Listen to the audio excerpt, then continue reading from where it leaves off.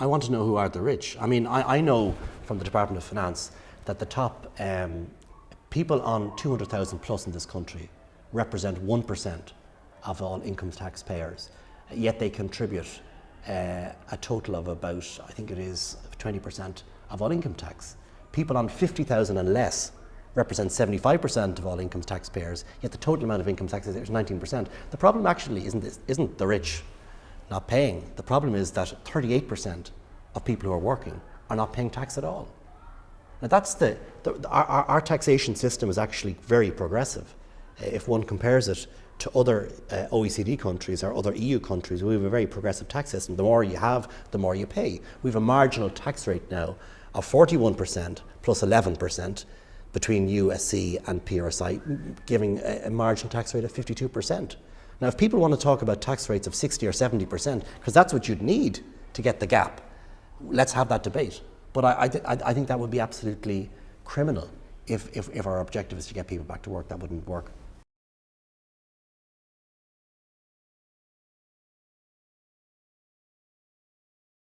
Well, I very much hope so, but I think it would be entirely inappropriate for any minister in the government to start fingering people at this stage or suggesting that prosecution should be taken on cases X, Y or Z, because we have separation of powers, we have an independent prosecutory system, and I know that all of these reports, and most recently the Mahon report, has been sent, as the Taoiseach said, to the Criminal Assets Bureau, to the Gardaí, to Revenue, to all of the state authorities, and it is their job to see if prosecutions would be successful in the courts.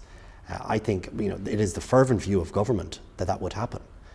Where wrongdoing occurs, it's important that people are held to account.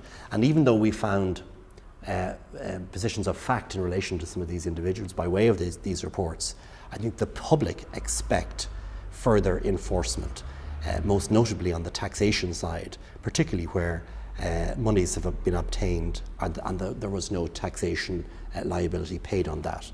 That's, I think, the critical first issue for Revenue, and I know they're working on that issue right now. So I think people do expect results.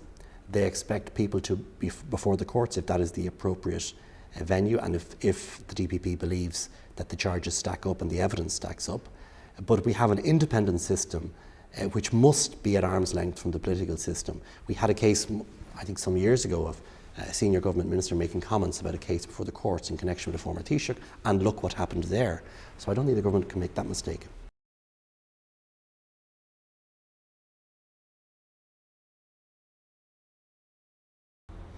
Well, the first referendum is the one on the 31st of May, which the Taoiseach announced to the country this week on the fiscal treaty. I think that's really important, and actually when you take Easter out of it, we've probably only 6 or 7 weeks to go before the vote. So that's the first referendum. I think it is the very strong view of government that a referendum would be held in the autumn period in relation to children's rights. And then the question remains, would there be a third referendum on the question of the Seanad this year? That's a decision for government. But there will be, at some point in the lifetime of this government, a referendum on the future of the Seanad, one way or the other.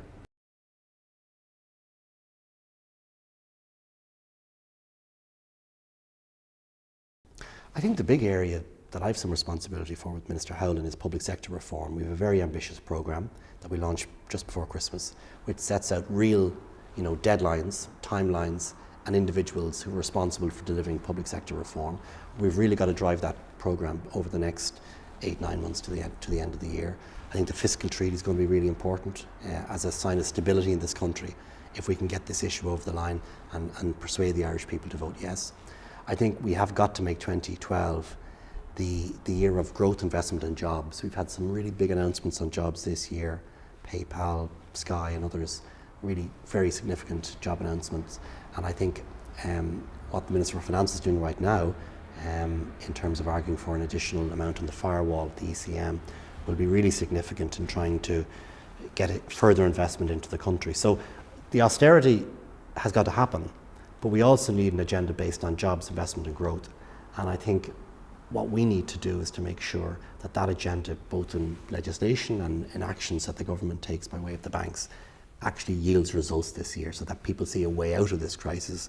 And I think in that regard, the decision yesterday in terms of the promissory note, particularly for the payment of on the 31st of March this year, was hugely significant because it was the first real sign that the European authorities are going to play ball with us on this issue. If we can get a bigger deal on the promissory notes, stretched out over a longer period, and that's the ambition of government, I think the country will be in a much better position.